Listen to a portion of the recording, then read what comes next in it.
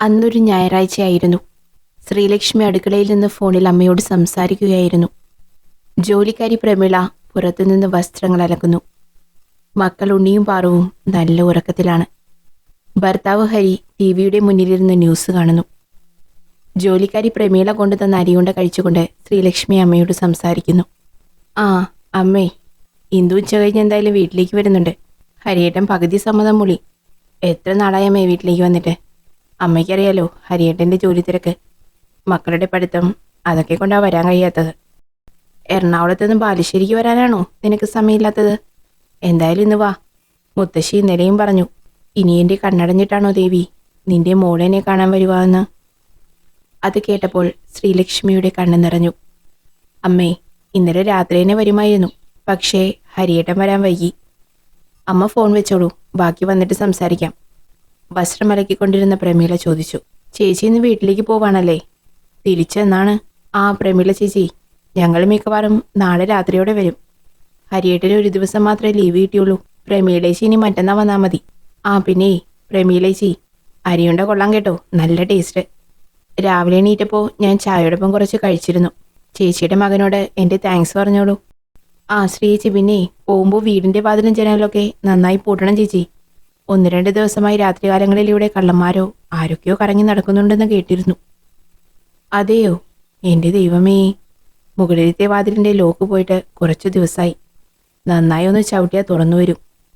ജോലിക്കാരി പ്രമീള വീണ്ടും അലക്കൽ ജോലി തുടർന്നു. പുറത്തെ റോഡിൽ കൂടി മീൻകാരൻ ആന്റണി സൈക്കിളിൽ പോകുന്നുണ്ട്. അയാൾ മതിലിന്മേൽ ഏന്തിക്കൊണ്ട് പ്രമീളയെ ഒന്ന് നോക്കി ചിരിച്ചു. ഞായറാഴ്ച ആയതുകൊണ്ട് തന്നെ മിക്ക വീടുകളിലും ആരും ഉണർന്നിട്ടില്ല. ശ്രീലക്ഷ്മി വാതിലിൻ്റെ ലോക്കിൻ്റെ കാര്യം പറയാൻ ഹരിയുടെ അടുത്തേക്ക് പോയി. ഹരി തലേ ദിവസം ടൗണിൽ നിന്നും ഷോപ്പിംഗ് നടത്തിയ സാധനങ്ങളുടെ ബില്ലുകൾ പരിശോധിക്കുകയായിരുന്നു. ശ്രീ, ചോക്ലേറ്റ്, ബിസ്ക്കറ്റ്, പിന്നെ ഹോർലിക്സ്, സോപ്പ്, കുറേ സാധനങ്ങളുണ്ട്. ഇതിനു പുറമെ എന്തെങ്കിലും വാങ്ങണോ വീട്ടിലേക്ക്? അപ്പോൾ ഹരിയേട്ടൻ ഇന്നലെ തീരുമാനിച്ചിരുന്നു വീട്ടിലേക്ക് പോകാനല്ലേ? എന്നെ പറ്റിച്ചു. സാരില്ല ഡീ, ഇത് എബിൻ്റെ സൂപ്പർ മാർക്കറ്റിൽ നിന്ന് ഇന്നലെ വാങ്ങിയതാണ്. ഇനി എന്തെങ്കിലും വാങ്ങണമെങ്കിൽ അവനെ വിളിച്ച് പറഞ്ഞാൽ മതി. അവൻ പാക്ക് ചെയ്ത് വെക്കും. നമുക്ക് പോകുന്ന വഴി അത് വാങ്ങിയിട്ട് പോകാം. 1 മിനിറ്റ്. ഒരു ഫോൺ കോൾ വന്നപ്പോൾ ഹരി ഫോൺ എടുത്ത് പുറത്തേക്ക് പോയി. നിരത്തി വെച്ച സാധനങ്ങളിൽ നിന്ന് ഒരു ചോക്ലേറ്റ് എടുത്ത് കഴിച്ചു ശ്രീലക്ഷ്മി ചോദിച്ചു. ആരാ ഹരിയേട്ട വിളിച്ചത്? ജെറിയാണ്, ഓഫീസിലെ. ഇന്ന് കൂടുന്നോ എന്ന്. ഓഹോ, വെള്ളമടി. തൽക്കാലം ഈ ഞായറാഴ്ച മദ്യനിരോധനാണെന്ന് വിളിച്ചു പറഞ്ഞേക്കെ. ഞാൻ പറഞ്ഞു ബാലുശ്ശേരിക്ക് പോവാന്ന്. നിനക്കിനി എന്തേലും വേണോ? ഓ, ഒന്നും വേണ്ടേ, ഇത് തന്നെ ധാരാളം. ഈ ചോക്ലേറ്റ്, ബിസ്ക്കറ്റ് കണ്ടാൽ പിന്നെ മുത്തശ്ശി കഴിച്ചു തീർക്കും. ഷുഗർ ഹൈ ആണ്. ഞാനെന്നാ ഇതൊക്കെ ഒന്ന് പാക്ക് ചെയ്ത് വെക്കട്ടെ. നീ അടുക്കളയിലേക്ക് ചെല്ല്. വേഗം നോക്ക്, വൈകുന്നേരമായ മഴ ആയിരിക്കും. നേരത്തെ പോവാം. ബാക്കിയുള്ള ചോക്ലേറ്റിൻ്റെ പീസ് കൂടി എടുത്ത് കഴിച്ച് ശ്രീലക്ഷ്മി അടുക്കളയിലേക്ക് നടന്നു. ഹരി ചിരിച്ചുകൊണ്ട് അത് തട്ടിപ്പറിക്കാൻ നിന്നെങ്കിലും അവൾ അപ്പോൾ തന്നെ അത് വായ്ക്കകത്താക്കിയിരുന്നു. ഇങ്ങനാണേ വീടെത്തുമ്പോൾ ചോക്ലേറ്റിൻ്റെ കാലിക്കവർ മാത്രമേ കാണൂ. എല്ലാം നീ തിന്ന് തീർക്കൊല്ലോടി. അടുക്കളയിൽ പോയ ഭാര്യയുടെ മിണ്ടാട്ടമൊന്നുമില്ല. അയ്യോ ഹരി സാറേ, ഓടി വരണേ. ജോലിക്കാരി പ്രമീളയുടെ നിലവിളി കേട്ട് ഹരി അടുക്കളയിലേക്ക് ഓടി. അടുക്കളയിൽ ആ കാഴ്ച കണ്ടതും ഹരി ഞെട്ടി. ശ്രീ, ശ്രീ, എഴുന്നേക്ക് ശ്രീ. നിലത്ത് വീണ് കിടക്കുന്ന ശ്രീലക്ഷ്മിയെ എത്ര തട്ടി വിളിച്ചിട്ടും എഴുന്നേൽക്കുന്നില്ല. വെള്ളം മുഖത്ത് തളിച്ചിട്ടും ബോധം വന്നില്ല. ഹരി അവളെയും കൊണ്ട് ഹോസ്പിറ്റലിലേക്ക് പോയി. എന്നാൽ ഹോസ്പിറ്റലിൽ എത്തും മുമ്പേ അവൾ മരിച്ചിരുന്നു. സംഭവം അറിഞ്ഞ ഹരിയുടെ കൂട്ടുകാരും മറ്റും ഹോസ്പിറ്റലിലെത്തി. സ്ഥലം CI പീറ്റർ ഹോസ്പിറ്റലിലെത്തി. ഹോസ്പിറ്റലിലെ ചെയറിലിരുന്ന് കരയുകയായിരുന്ന ഹരിയുടെ അടുത്ത് ജെറി ചെന്നിരുന്നു. ഡോക്ടറെ കണ്ടു. പെട്ടെന്നുള്ളൊരു ഹൃദയാഘാതം മൂലമാണ് സംഭവിച്ചതെന്നാണ് ഡോക്ടർ പറഞ്ഞത്. പക്ഷേ ഹരി കണ്ണു തുടച്ച് ജെറിയൊന്ന് നോക്കി. ഡോക്ടർക്ക് എന്തോ ഒരു സംശയം തോന്നി. പോസ്റ്റ്മോർട്ടം റിപ്പോർട്ടിൽ ഏതോ ഒരു വിഷാംശം ഉള്ളിൽ ചെന്നാണ് മരിച്ചതെന്നാണ് പറഞ്ഞത്. മരിച്ചു എന്ന വാക്ക് കേൾക്കുന്നത് തന്നെ അയാൾക്കൊരു പേടിയായിരുന്നു. സ്നേഹിച്ച് കൊതിതീരും മുൻപെയാണ് ശ്രീ പോയത്. ഹരി ജെറിയെ കെട്ടിപ്പിടിച്ച് കരഞ്ഞു. ജെറി, മക്കൾ, എൻ്റെ മക്കൾ, അവരെവിടെ? പേടിക്കണ്ടടാ, അവർ നീലിമയുടെ അടുത്തുണ്ട്, അവളുടെ വീട്ടിൽ. വേറൊരു കുഴപ്പം കൂടിയുണ്ട്. എന്താ? ഹരി, അടുക്കളയുടെ ജനൽച്ചില്ലുകൾ തകർന്നിട്ടുണ്ട്. ആ ശബ്ദം കേട്ടാണ് പ്രമീൾ ഓടി വന്നത്. അടുക്കളയുടെ നിലത്ത് ശ്രീലക്ഷ്മി കിടക്കുന്നതാണ് അവർ കണ്ടത്. പരിസരവാസികൾ പറയുന്നത് ആ സമയം നിങ്ങളുടെ വീടിൻ്റെ മുന്നിലൂടെ ഒരു ചുവന്ന ജിപ്സി വേഗത്തിൽ പോയി എന്നാണ്. നീ പേടിക്കണ്ട, പോലീസ് എത്തിയിട്ടുണ്ട്. Doctor, I am Peter. ഇരിക്കൂ. എന്താ ഡോക്ടർ ആ കേസ്? എന്താ മരണകാരണം? ആ സാർ, ഹോസ്പിറ്റലിൽ എത്തും മുമ്പേ പെൺകുട്ടി മരണപ്പെട്ടിരുന്നു. ആദ്യ പരിശോധനയിൽ പെട്ടെന്നുള്ളൊരു മേജർ അറ്റാക്ക് കൊണ്ടാണ് മരണം സംഭവിച്ചതെന്നായിരുന്നു എൻ്റെ നിഗമനം. എന്നാൽ പെൺകുട്ടിയുടെ കയ്യിലും കഴുത്തിൻ്റെ സൈഡിലും കുപ്പിച്ചില്ലുകൾ കൊണ്ട് മുറിഞ്ഞ പാടുകൾ കണ്ടു. പോസ്റ്റ്മോർട്ടം ചെയ്തപ്പോൾ മനസ്സിലാക്കാൻ കഴിഞ്ഞത് ഒരു പോയിസണുള്ളിൽ ചെന്നാണ് മരണം സംഭവിച്ചിരിക്കുന്നതെന്നാണ്. എന്ത് പോയിസണാണ് ഡോക്ടർ ഉള്ളിൽ ചെന്നിരിക്കുന്നത്? എങ്ങനെയാണ് അത് ബോഡിയിലെത്തിയത്? സാധാരണ ഒരു പോയിസൺ അല്ല. അത് ബോഡിയിലെത്തിയതിനു ശേഷം 1-2 മണിക്കൂറിനിടയിലാകും മരണം സംഭവിക്കുക. എന്നാൽ ഇതേ കാറ്റഗറിയിൽ മറ്റൊരു പോയിസൺ ഉണ്ട്. അത് ശരീരത്തിനുള്ളിൽ ചെന്നാൽ ആ സെക്കൻഡിൽ തന്നെ മരണം സംഭവിക്കാം. എന്നാൽ ഇതിലേത് പോയിസണാണ് ഉള്ളിൽ ചെന്നതെന്ന് പ്രഡിക്റ്റ് ചെയ്യാൻ കഴിഞ്ഞിട്ടില്ല. ഫുഡിലൂടെയാണ് ഇത് ചെന്നെത്തിയിരിക്കുന്നത്. പക്ഷേ ഏത് ഫുഡാണെന്ന് പറയാൻ കഴിയില്ല. എന്തായാലും ഇന്ന് രാവിലെ കഴിച്ച ഏതോ ഫുഡിലൂടെയാണ് പോയിസൺ അകത്ത് ചെന്നിരിക്കുന്നത്. പീറ്റർ സംഭവം നടന്ന വീട്ടിലെത്തി. പോലീസ് വീട് സീൽ ചെയ്തു. വീടിൻ്റെ അകത്ത് കയറി അടുക്കള ഭാഗത്തെത്തി. രാവിലെ കറിക്ക് അരിഞ്ഞു വെച്ച പച്ചക്കറികൾ അതേപോലെ. വാഷ് ബേസിൽ വെള്ളം ഇറ്റു വീഴുന്നു. അടുക്കളയിൽ നിലത്ത് കത്തിയും പാത്രവും വീണ് കിടക്കുന്നു. അയാൾ അടുക്കളയുടെ ജനൽ ചില്ലുകൾ നോക്കി. ആരോ കല്ലുകൊണ്ട് എറിഞ്ഞ പോലെ. ആ ജനൽ തുറന്നാൽ മുറ്റം, പിന്നെ മതിൽ, അതിനപ്പുറം റോഡ് വ്യക്തമായി കാണാം. റോഡിൽ നിന്ന് ഒരാൾ കല്ലെറിഞ്ഞാൽ കറക്റ്റ് ഈ അടുക്കളയുടെ ജനലിൽ കൊള്ളും. പരിസരവാസികൾ പറയുന്നത് ഒരു ചുവന്ന ജിപ്സി കണ്ടുവെന്നാണ്. പക്ഷേ മരണകാരണം ശരീരത്തിലെത്തിയ പോയിസൺ. പ്രമീൾ അറിയാതെ ആരെങ്കിലും ആ സമയം അടുക്കളയിൽ വന്നു കാണുമോ? സാധ്യതയില്ല. പ്രമീൾ അറിയാതെ ഒന്നും നടക്കില്ല. ഇനി പ്രമീൾ അറിഞ്ഞുകൊണ്ട്? ഇനി പ്രമീള തന്നെയാണോ? അപ്പോൾ ആ ചുവന്ന ജിപ്സി? ഒന്നും ശരിക്കും മാച്ചാവാത്ത പോലെ പീറ്ററിന് തോന്നി. ഫോറൻസിക് വിദഗ്ധരെത്തി. പീറ്റർ സ്റ്റേഷനിലേക്ക് പോയി. സംഭവം നടന്ന് 5 ദിവസം കഴിഞ്ഞു. ശ്രീലക്ഷ്മി അടക്കം ചെയ്തത് അവളുടെ വീടായ ബാലുശ്ശേരിയിലായിരുന്നു. അവിടെയാണ് ഹരിയും കുഞ്ഞുമക്കളുമുള്ളത്. ഇപ്പോഴും തേങ്ങലുകളാണ്. അകത്തെ ചുവരുകൾ ഇപ്പോഴും ഹരിയുടെ കണ്ണുനീരിന് സാക്ഷിയാണ്. മുത്തശ്ശിയും ശ്രീയുടെ അമ്മയും അകത്ത് കിടന്നിടത്ത് നിന്ന് എഴുന്നേറ്റിട്ടില്ല. ശ്രീലക്ഷ്മിയുടെ ചേട്ടനും ഭാര്യയും ആ വീട്ടിലാണ് താമസം. കേസിന് ഇതുവരെ ഒരു പുരോഗതിയുമില്ല. ഇരുട്ടിൽ തപ്പുന്ന പോലെയായിരുന്നു പോലീസ് ഇൻസ്പെക്ടറായ പീറ്ററുടെ അവസ്ഥ. അതുകൊണ്ട് തന്നെ കേസ് ക്രൈംബ്രാഞ്ചിന് കൈമാറി. SP അൻവറിനായിരുന്നു കേസിന്റെ ചുമതല. കേസ് തുടങ്ങുന്നതിന്റെ ആദ്യ ദിവസം അൻവറിന്റെ കൂടെ അദ്ദേഹത്തിന്റെ സുഹൃത്തും സൈക്കോളജിസ്റ്റുമായ അലക്സും കൂടെയുണ്ടായിരുന്നു. കൊല നടന്ന വീട്ടിലേക്ക് ആദ്യ ദിവസം അവർ എത്തി. അൻവറും ബാക്കിയുള്ള പോലീസും നേരെ അകത്തേക്ക് കയറി. എന്നാൽ അലക്സ് പോയത് വീടിന്റെ പിന്നാമ്പുറത്തേക്കായിരുന്നു. അയാൾ അടുക്കള ജനാലയുടെ മുന്നിൽ മുറ്റത്ത് നിന്ന് അടുക്കളയിലേക്കും റോഡിലേക്കും നോക്കി. അലക്സ്, ഇവിടെ എന്തെങ്കിലും? കല്ലെറിഞ്ഞത് റോഡിൽ നിന്നാണെന്നല്ലേ പറഞ്ഞത്? അതെ. ചുവന്ന ജിപ്സിയെ സംശയാസ്പദമായി ഈ ഭാഗത്ത് കണ്ടതായി നാട്ടുകാർ പറഞ്ഞിരുന്നു. ഒരുപക്ഷേ ആ വണ്ടിയിൽ വന്നവർ ആവാം, അല്ലെങ്കിൽ മറ്റാരെങ്കിലും. അൻവർ, പുറത്തുനിന്ന് കല്ലെറിയേണ്ടവർ എന്തിനകത്തേക്ക് വന്നു? അലക്സ് പറയുന്നത്. അതെ, സംഭവം നടക്കുന്ന സമയത്ത് ആരോ ഒരാൾ മതിൽ ചാടി വീടിന്റെ അടുക്കള ഭാഗത്ത് വന്നിരുന്നു. കൃത്യം നടത്തി പ്രതി അപ്പോൾ തന്നെ മതിൽ ചാടി ആ ജിപ്സിയിൽ കയറി പോയിരിക്കാം. കാരണം ഈ മതിലിൽ നോക്ക്, ഇവിടെയുള്ള പായൽ പോയത് കണ്ടോ? ഇതൊരു ചെരുപ്പിന്റെ അടയാളമാണ്. വന്നയാൾ ഉയരം കുറഞ്ഞ വ്യക്തിയാണ്. കാരണം സാമാന്യ ഉയരമുള്ള ഏതൊരു വ്യക്തിക്കും ഈ മതിൽ വളരെ എളുപ്പത്തിൽ ചാടിക്കയറാം. എന്നാൽ ഇയാൾ മുകളിലെ കല്ലിൽ അള്ളിപ്പിടിച്ചാണ് കയറിയത്. കണ്ടില്ലേ, അത് പൊട്ടിപ്പൊളിഞ്ഞിരിക്കുന്നത്. സാമാന്യ ഉയരം കുറഞ്ഞ ആളായിരിക്കണം മതിൽ ചാടി കടന്നു വന്നത്. അയാളുടെ കാലിലെ ചെരുപ്പിന്റെ അടയാളം കണ്ടു. തിടുക്കപ്പെട്ടാണ് അയാൾ മതിൽ ചാടി വന്നതും തിരിച്ചുപോയതും. പക്ഷേ കൊലയാളി അയാളാണെന്ന് പറയാൻ കഴിയില്ല. പിന്നെ? അറിയില്ല അൻവർ. പക്ഷേ ഒന്നു മാത്രം പറയാം, ഈ മതിൽ ചാടി വന്നവനല്ല കൊല നടത്തിയത്. ഇത്തരം പോയിസൺ യൂസ് ചെയ്ത് കൊല നടത്തിയത് മറ്റാരോ ആണ്. പക്ഷേ ആരോ ഒരാൾ ഈ വീട്ടിൽ മതിൽ ചാടി വന്നിട്ടുമുണ്ട്. അലക്സ്, ഒരുപക്ഷേ ഈ അടയാളം, ഈ വന്നവർ ഒരു സാധാരണ കള്ളനായിരിക്കൂലേ? അയാൾ രാത്രി മതിൽ ചാടി വന്നതാണെങ്കിൽ രാവിലെ ഈ അടയാളങ്ങൾ കാണൂലേ? അൻവർ പറഞ്ഞത് ശരിയാണ്. പക്ഷേ ശ്രീലക്ഷ്മി കൊല്ലപ്പെടുന്നതിന്റെ തലേദിവസം രാത്രി ഈ പ്രദേശത്ത് മഴയുണ്ടായിരുന്നു. ഇത് മഴക്കാലമൊന്നുമല്ലല്ലോ. പക്ഷേ അന്ന് രാത്രി മഴ പെയ്തിരുന്നു. അങ്ങനെ ഒരു കള്ളൻ രാത്രി വന്നിരുന്നുവെങ്കിൽ അയാളുടെ കാലിന്റെ ചെരുപ്പിന്റെ പ്രിന്റ് അങ്ങനെ എന്തെങ്കിലും ഈ വീടിന്റെ പരിസരത്ത് കാണേണ്ടേ? അത് കണ്ടില്ല. ഇത് കൊല നടന്ന ദിവസം രാവിലെയാണ് വന്നിരിക്കുന്നത്. ഒന്നുകിൽ അതിരാവിലെ, അല്ലെങ്കിൽ ആ സമയത്ത് തന്നെ. ഫോറൻസിക് റിപ്പോർട്ട് വരട്ടെ, ബാക്കി എന്നിട്ട് നോക്കാം. അതെപ്പോൾ കിട്ടും? നാളെയോ മറ്റന്നാളോ കിട്ടും. അപ്പോ ഒരു ദിവസത്തെ ക്യാപ്പ്. കൊലയാളി ആരാണെന്ന് മറ്റന്നാ അറിയും. കേസിന്റെ 2ാം ദിവസം അൻവറും സംഘവും കോഴിക്കോട് ബാലുശ്ശേരിയിലുള്ള ശ്രീലക്ഷ്മിയുടെ വീട്ടിലെത്തി. ഒന്നും ചോദിച്ചാൽ പറയാനുള്ള മാനസികാവസ്ഥയിലല്ലായിരുന്നു അവർ. എങ്കിലും അൻവർ കുറച്ചു കാര്യങ്ങൾ ചോദിച്ചറിഞ്ഞ ശേഷം ഹരിയെ സമാധാനിപ്പിച്ചു. ഹരി, ഞങ്ങൾ ഇറങ്ങാണ്. ആ പിന്നെ, നിങ്ങൾ സൂപ്പർ മാർക്കറ്റിൽ നിന്ന് വാങ്ങിയ സാധനങ്ങളുടെ ബില്ലൊന്ന് വേണമായിരുന്നു. ഹരി അകത്ത് ചെന്ന് പേഴ്സിൽ നിന്ന് സാധനങ്ങളുടെ ബില്ല് അൻവറുടെ കയ്യിൽ കൊടുത്തു. അൻവർ ഫോണെടുത്ത് അലക്സിനെ വിളിച്ചു.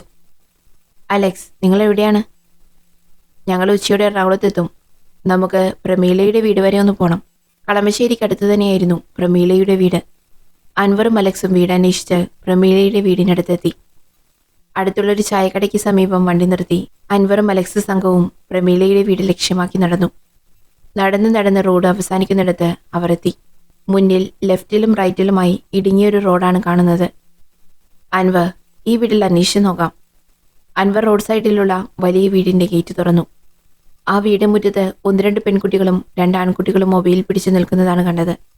മക്കളെ, ഈ പ്രമീള എന്ന സ്ത്രീയുടെ വീട് എവിടെയാണ്? അച്ചപ്പോ നീയപ്പോ ഒക്കെ ഉണ്ടാക്കുന്ന ചേച്ചിയുടെ വീടാണോ? ആ, അതന്നെ. ആ, അത് ഇടത്തോട്ട് തിരിഞ്ഞ് നേരെ പോയാൽ വലത്ത് ഒരു ഇടവഴിയുണ്ട്. ആ ഇടവഴി കയറിയ ആദ്യത്തെ വീടാണ്. ഓക്കെ, താങ്ക് യു മോളെ. ഈ വീട്ടിൽ വേറെ ആരുമില്ലേ? നിങ്ങളെല്ലാവരും ഈ വീട്ടിലുള്ളവരാണോ? കൂട്ടത്തിലൊരു പെൺകുട്ടി പറഞ്ഞു. എൻ്റെ വീടാണ്. ഇവരൊക്കെ എൻ്റെ കോളേജ് ഫ്രണ്ട്സാണ്. ഞങ്ങളൊരു പ്രോഗ്രാമിന് വേണ്ടി ഡാൻസ് പ്രാക്ടീസ് ചെയ്യുകയായിരുന്നു. ഓ, അങ്ങനെ. എന്നാ ശരി മക്കളെ. താങ്ക്സ്, നടക്കട്ടെ. അൻവറും അലക്സും പ്രമീളയുടെ വീട് ലക്ഷ്യമാക്കി നടന്നു. അൻവർ, ദാ ഇതാവും വീട്, അലക്സ് പറഞ്ഞു. അത് ഒരു ചെറിയ വീടായിരുന്നു. വീടിന്റെ ഒരു ഭാഗത്ത് ഷീറ്റ് കൊണ്ട് ഒരു ചെറിയ ഷെഡ് ഉണ്ടാക്കി അതിൽ അച്ചപ്പവും മറ്റും ഉണ്ടാക്കുന്ന പ്രമീളയുടെ മകനെ അൻവർ കണ്ടു. പ്രമീളയുടെ മകനാണോ? അതെ. പേരെന്താ? വിനോദ്. അമ്മയുടെ? അകത്തുണ്ട്, വിളിക്കാം. അയാൾ അമ്മയെ വിളിച്ചുകൊണ്ടുവന്നു. പ്രമീളെ, പോലീസാണ്. കുറച്ച് കാര്യങ്ങൾ ചോദിച്ചറിയാനാണ് വന്നത്. ബുദ്ധിമുട്ടില്ലല്ലോ? ഇല്ല സാർ, ചോദിച്ചോളൂ. അന്ന് ശ്രീലക്ഷ്മി മരിക്കുന്നതിൻ്റെ അന്നത്തെ ദിവസം രാവിലെ എന്തൊക്കെയാ നടന്നത്? ഒന്നും വിട്ടുപോകാതെ എല്ലാ കാര്യങ്ങളും ഒന്ന് ഓർത്തു പറഞ്ഞേ. രാവിലെ ജോലിക്കെത്തിയത് മുതൽ ശ്രീലക്ഷ്മി മരിക്കുന്നത് വരെയുള്ള എല്ലാ കാര്യവും പ്രമീള പറഞ്ഞു.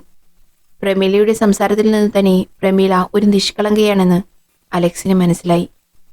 മീൻകാരൻ പോയതു മുതൽ ശ്രീലക്ഷ്മിയും പ്രമീളയും തമ്മിൽ തമാശ പറഞ്ഞ കാര്യങ്ങൾ വരെ പ്രമീള പോലീസിനോട് പറഞ്ഞു. പ്രമീളെ, അരിയുണ്ട കഴിച്ചതിന് ശേഷം മകനോട് താങ്ക്സ് പറഞ്ഞേക്കുന്ന ശ്രീലക്ഷ്മി പറഞ്ഞല്ലോ. മകൻ അവിടേക്ക് വരാറുണ്ടോ? ആ വീട്ടിലേക്ക്? വരാറുണ്ട് സാറേ. വിനോദിനെ ശ്രീലക്ഷ്മി ചേച്ചിക്ക് വലിയ കാര്യമായിരുന്നു.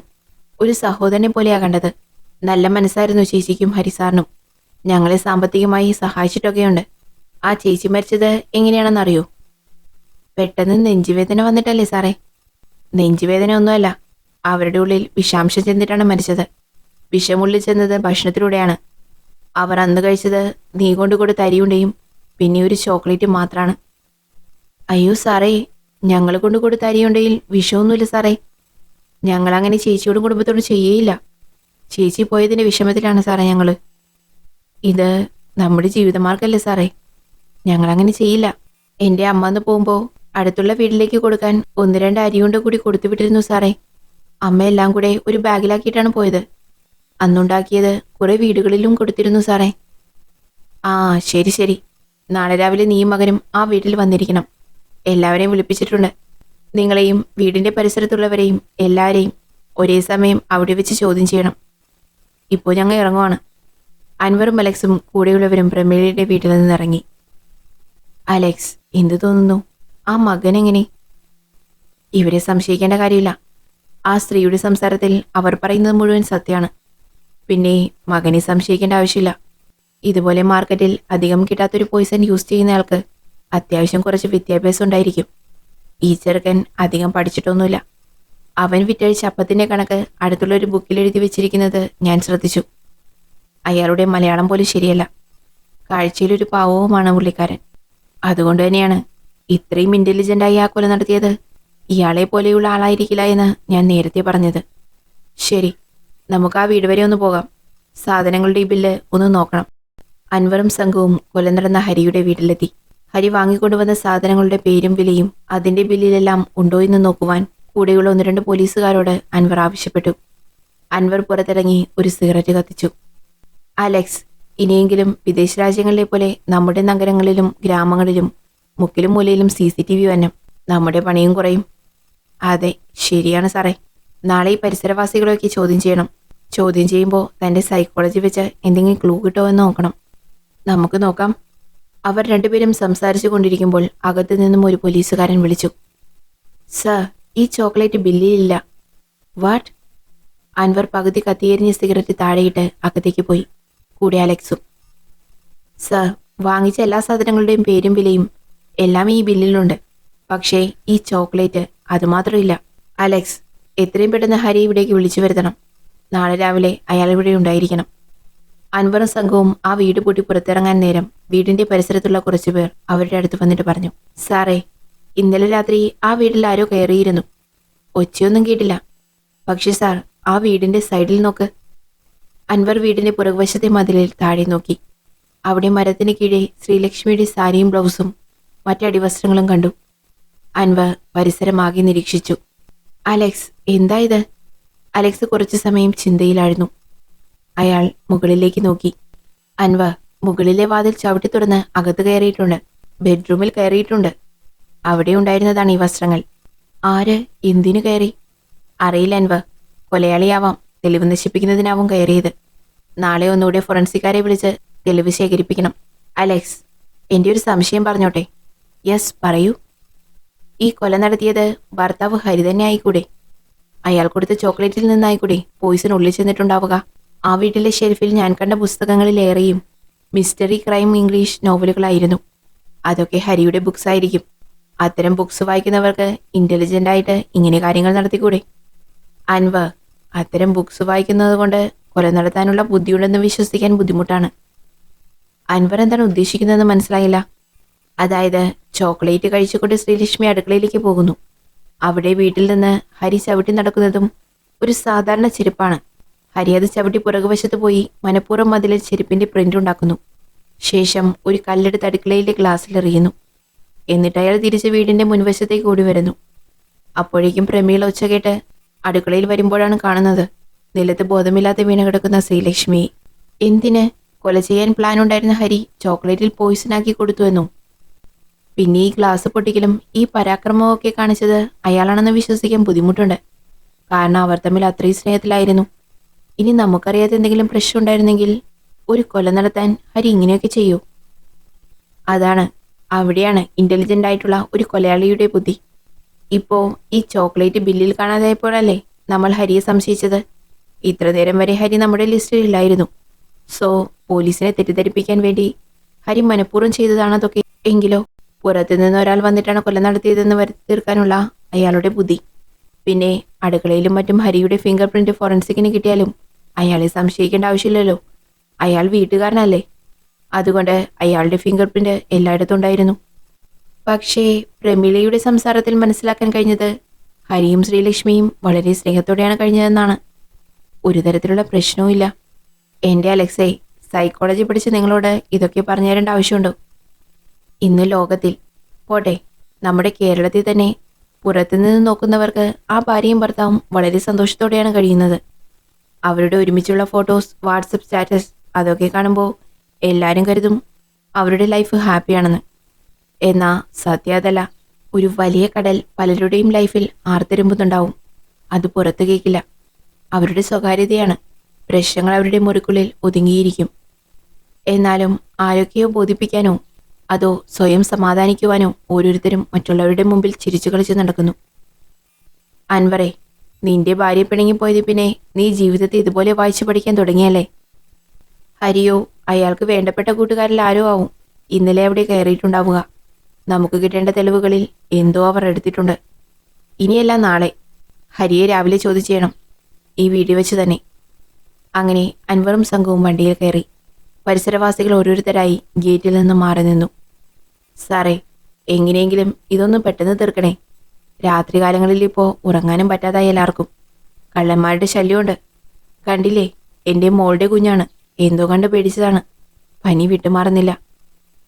ശരി ശരി, കള്ളനെ പിടിക്കാം, ആരും പേടിക്കണ്ട. സംസാരിച്ച സ്ത്രീയുടെ മകൾ അവളുടെ പനിയുള്ള മകനെയും കൂട്ടി നടന്നു പോയപ്പോൾ അൻവറിന് സങ്കടം തോന്നി. എവിടേക്കാണ്? ഡോക്ടറിനെ കാണാനാണോ? അതെ, പുറകിലത്തെ കാറ് കയറിക്കോളൂ. പോകുന്ന വഴിയല്ലേ, ഹോസ്പിറ്റലിൽ അവിടെ വിടാം. അവരെ അലക്സിന്റെ കാറിൽ കയറ്റി ഹോസ്പിറ്റലിൽ കൊണ്ടുവിട്ടു. അടുത്ത ദിവസം, കേസിന്റെ അവസാന ദിവസം രാവിലെ, ഹരിയും പ്രമീളയും മകനും പരിസരവാസികൾ എല്ലാവരും മരണപ്പെട്ട വീട്ടിലെത്തി. ഹരിയെയാണ് ആദ്യം ചോദ്യം ചെയ്തത്.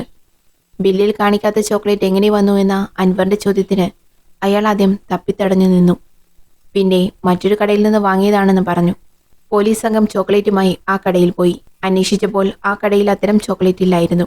Hari, you are under arrest. Sir, ഞാനല്ല. ഞാൻ അവളെ കൊന്നിട്ടില്ല, കൊല്ലില്ല. എങ്കിൽ പറയൂ, ഈ ചോക്ലേറ്റ് എങ്ങനെ വന്നു ഇവിടെ? നിങ്ങളെങ്ങനെയാണ് ചോക്ലേറ്റിൽ പോയിസൺ ഇഞ്ചെക്ട് ചെയ്തത്? നിങ്ങളാണ് ഗ്ലാസ് എറിഞ്ഞുടച്ചതും നിങ്ങളാണ് തെറ്റിദ്ധരിപ്പിച്ചതും. അൻവർ ഹരിയെ ചോദ്യം ചെയ്യുന്ന വേളയിൽ അലക്സ് നാട്ടുകാർക്ക് പറയാനുള്ളത് കേൾക്കുകയായിരുന്നു. അലക്സ് അതിൻ്റെ അടുത്തുള്ള വീട്ടിലേക്ക് പോയി. അപ്പോഴേക്കും മീൻകാരൻ ആന്റണിയും അവിടെ എത്തിയിരുന്നു. പൊതുവെ അയാൾക്ക് മീൻ വിൽപ്പനാണെങ്കിലും കോഴി ആന്റണി എന്നൊരു വിളിപ്പേരും അയാൾക്കുണ്ട്. മീൻ വാങ്ങാൻ വരുന്ന സ്ത്രീകളോട് അപമര്യാദയായി പെരുമാറിയതിന് നാട്ടുകാർ അയാൾക്ക് മുൻപ് താക്കീത് നൽകിയിട്ടുണ്ടായിരുന്നു. സർ, ഞാൻ പറയാം. പറയൂ ഹരി. എൻ്റെ ഒരു സുഹൃത്താണ് ഈ ചോക്ലേറ്റ് തന്നത്. ഓഹോ, സുഹൃത്തിൻ്റെ പേരെന്താ? പേര് ദീപ്തി. വെറും സുഹൃത്തായിരുന്നോ അതോ? അൻവർ അയാളുടെ കണ്ണുകളിലേക്കും ബോഡി ലാംഗ്വേജും നോക്കി. ആ ചോദ്യം ചോദിച്ചപ്പോൾ അയാൾ വലത്തെ കൈകൊണ്ട് കഴുത്തിലൊന്ന് തടവി താഴോട്ട് നോക്കി. അൻവർ അയാളുടെ മുഖത്ത് നോക്കിയിട്ട് പറഞ്ഞു, വെറും സുഹൃത്തല്ല, കാമുകി അല്ലേ?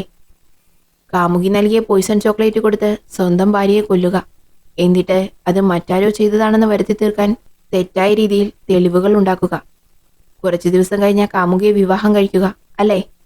പ്ലാനിങ് കൊള്ളാം. പക്ഷെ സത്യം ബില്ലിന്റെ രൂപത്തിൽ വന്നു. സുദേവ്, ഇവന്റെ കാമുകിയെ എത്രയും പെട്ടെന്ന് ഇവിടെ കൊണ്ടുവരണം.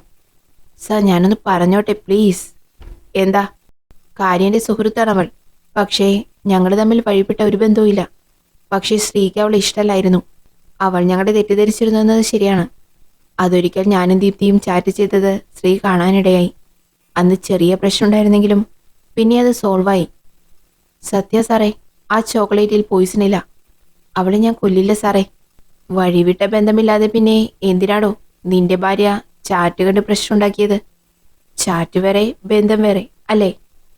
അൻവർ ഹരിയെ ചോദ്യം ചെയ്യുന്നത് സ്റ്റേഷനിലേക്ക് മാറ്റാൻ ഒരുങ്ങവെയാണ് പനിച്ചവശനായിരുന്ന അടുത്ത വീട്ടിലെ കൊച്ചു പയ്യനെയും കൂട്ടി അലക്സ് വന്നത്. കൊച്ചിനെ കൂട്ടിക്കൊണ്ടു വരുന്നത് കണ്ടപ്പോഴേ എല്ലാവരും ഒന്ന് പേടിച്ചു. കൊച്ചിന്റെ അമ്മ കരഞ്ഞു. അൻവർ, നിർത്ത്, പ്രതിയെ കിട്ടി. അലക്സ് അത് പറഞ്ഞതോടെ എല്ലാവരും കൊച്ചിന്റെ മുഖത്തേക്ക് നോക്കി.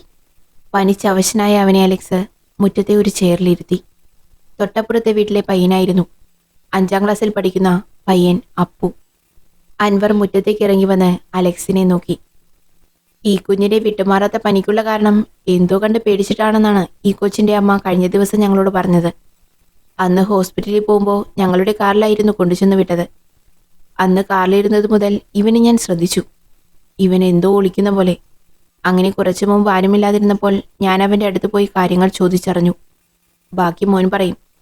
പറ മോനെ. എല്ലാവരെയും നോക്കി ഒരു പേടിയോടെ കുഞ്ഞു പറഞ്ഞു. ഞാനും കണ്ണനും അന്നും മുറ്റത്ത് നിന്ന് ക്രിക്കറ്റ് കളിക്കുമായിരുന്നു.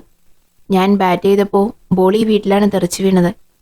അതെടുക്കാൻ ഞാൻ മതിലിൻ്റെ അടുത്തെത്തിയപ്പോൾ അകത്ത് നിലവിളിയാണ് കേട്ടത്.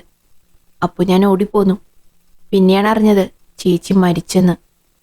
സാറേ, ഈ കുഞ്ഞു കരുതിയത് താനടിച്ച ബോൾ ഗ്ലാസ്സിൽ കൊണ്ട് അതിൻ്റെ കുപ്പിച്ചിൽ തെറിച്ചിട്ടാണ് ശ്രീലക്ഷ്മി മരിച്ചതെന്നാണ്.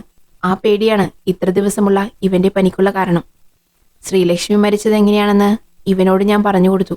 ഇനി പേടിയില്ല അല്ലേ മോനെ? ബോള് ഗ്ലാസ്സിൽ കൊണ്ടിട്ടാണ് ഗ്ലാസ് പൊട്ടിയത്. എന്നാ ബോൾ എവിടെ മോനെ? ബോൾ എവിടെ? അതെൻ്റെ കയ്യിലുണ്ട്. അതെങ്ങനെ മോന് കിട്ടി? മോൻ തിരിച്ചു പോന്നില്ലേ? അപ്പോൾ ആരാ അത് കൊണ്ടു തന്നത്? അതുതാ അർജുനേട്ടൻ. അർജുനേട്ടനാണ് ബോൾ കൊണ്ടു തന്നത്. ബോൾ എടുക്കാൻ വന്നപ്പോൾ ഇവിടുത്തെ മതിൽ ചാടി റോഡിലേക്ക് വന്ന അർജുനേട്ടൻ്റെ കയ്യിൽ ബോളുണ്ടായിരുന്നു. ബോള് തന്നിട്ട് അർജുനേട്ടൻ എന്താ മോനോട് പറഞ്ഞത്? ഡാ, ബോള് പോയി ഗ്ലാസിന്റെ ചില്ല് പൊട്ടി അവരുടെ മുഖത്താണ് കൊണ്ടത്. ബോധം പോയിരിക്കുക. ആരോടൊന്നും പറയണ്ട, വീട്ടിൽ പൊക്കോ. ദാ, ഈ ബോൾ എടുത്തോ. അൻവർ, ദാ അവനാ പ്രതി. തൊട്ടടുത്ത വീട്ടിലെ പയ്യനായിരുന്നു അർജുൻ. കാഴ്ചയിൽ ഒരു 24 വയസ്സ് തോന്നിക്കുമെങ്കിലും ഉയരം കുറവാണ്. അൻവർ അവൻ്റെ വേഷം ശ്രദ്ധിച്ചു. ഒരു നൈറ്റ് പാൻറ്റും ടീഷർട്ടും കാലിലൊരു ബ്ലൂ കളറുള്ള ചെരുപ്പും. അതായിരുന്നു വേഷം. അവൻ ഓടാൻ ശ്രമിച്ചെങ്കിലും പോലീസ് അവനെ പിടികൂടി. കുട്ടി തന്ന ക്ലൂവിൽ നിന്ന് അലക്സ് ആരുമറിയാതെ അർജുൻ്റെ വീട്ടിൽ പോയി. എല്ലാവരും കൊല നടന്ന വീട്ടിലായതുകൊണ്ട് അലക്സ് വാതിൽ തുറന്ന് അകത്ത് കയറി.